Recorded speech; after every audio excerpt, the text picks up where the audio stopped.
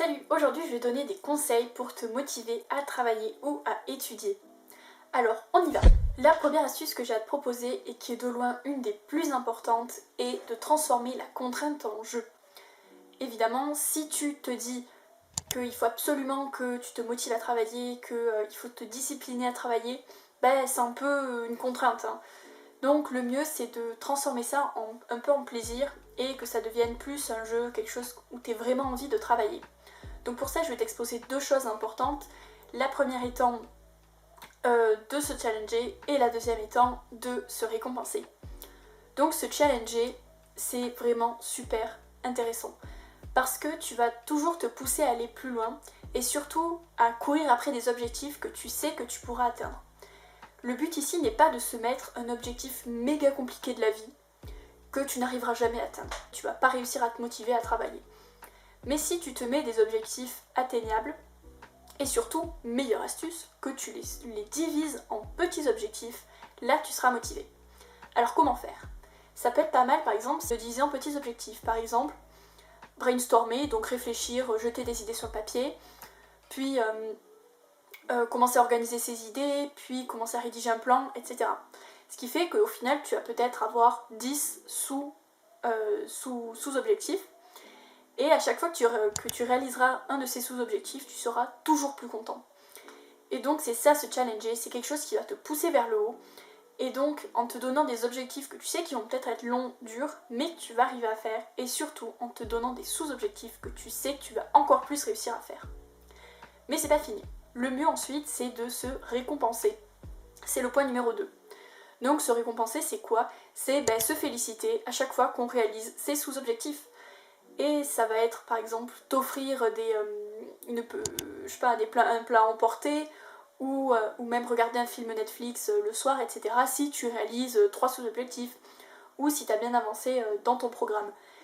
D'ailleurs, dis-moi en commentaire, hein, pour toi, qu'est-ce que ça pourrait être tes récompenses pour te motiver à travailler. Mais voilà, dès que tu as cette notion de récompense, tu as encore plus envie de courir après cet objectif et de le réaliser. Donc rien de mieux pour se motiver à travailler. Et là, c'est plus une histoire de contraintes. La deuxième astuce que j'ai à te proposer est super intéressante aussi, c'est de chercher à comprendre le pourquoi tu travailles. Pourquoi tu dois travailler, étudier. Et oui, ça va être revenir aux origines de ton travail, de ta motivation. Parce que voilà, si tu te forces à travailler, au bout d'un moment, tu n'auras plus de raison. Parce que pourquoi après tout travailler? Donc la question, c'est de répondre à ce pourquoi. Pourquoi tu travailles? Pourquoi tu étudies? Et là, tu retrouveras la volonté d'étudier parce que tu te rappelleras pourquoi tu le fais. Mais comment? Tu te demandes certainement comment trouver le pourquoi. Eh bien, c'est en te posant les bonnes questions. Et les bonnes questions, elles sont pas faciles à se poser. Ça va être pourquoi est-ce que j'étudie dans cette école? Pourquoi est-ce que je travaille ça? Et essayer de savoir, mais c'est parce que j'aimerais devenir médecin. Et donc, t'es obligé de faire telles études. Et tu sais que c'est long, tu sais que c'est difficile. Mais si tu te le rappelles, t'auras encore plus envie de le faire.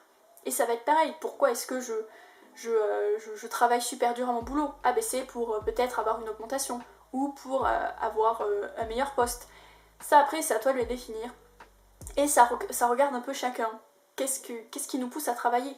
Ça peut être très différent selon les personnes. Apprendre à se connaître est la troisième astuce que je peux te proposer. Et qu'est-ce que ça veut dire exactement? C'est savoir quand est-ce que tu es le plus apte à travailler. Quand est-ce que tu te sens le plus prêt à être efficace. Pour ça, rien de mieux que d'essayer. Si tu ne sais pas encore, c'est l'occasion ou jamais pour essayer. Essaie de voir le matin si tu te sens plus prêt de travailler le matin au réveil ou si c'est plus tard dans la journée, si ça peut être après les cours ou à la fin de la journée, à toi de voir. Essaie de tester différentes choses, essaie de savoir quand est-ce que tu te sens le plus efficace. Et comme ça, en sachant ça, travailler sera plus forcément difficile à faire. Tu n'auras plus besoin de te motiver à travailler, puisque tu sauras que c'est le moment maintenant pour travailler. Voilà, donc à toi de voir, à toi d'essayer. Dans la même lignée que le conseil précédent, mon conseil suivant est d'instituer une routine.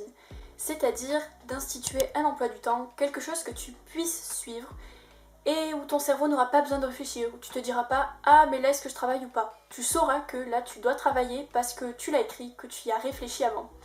Donc le mieux c'est que tu te poses le matin ou le soir pareil à toi de voir. Et c'est de mettre ton emploi du temps de la journée d'après ou de la journée qui arrive, en mettant les différents points, les différents horaires, etc. que tu veux suivre. Et tu sauras que là, tu dois travailler, parce que tu t'es dit, là, je vais travailler. Donc, tu le suivras parce que tu y as toi-même réfléchi et que c'est toi qui as voulu faire cet emploi du temps. Rien de mieux donc que d'éviter à notre cher ami le cerveau de trop réfléchir et de faire quelque chose de mécanique en fait. Et pour ça, rien de mieux que d'instituer une routine, que ce soit mécanique. Après, peut-être que tu n'es pas habitué à faire un emploi du temps et que souvent tu te retrouves débordé et stressé par tout ce qui t'entoure, par tout ce que tu as à faire. Alors la semaine prochaine, je vais parler de ça, je vais parler de comment gérer son stress et le stress des autres. Donc si ça t'intéresse, n'hésite pas à t'abonner pour être le premier au courant et le premier à voir cette vidéo. Bisous!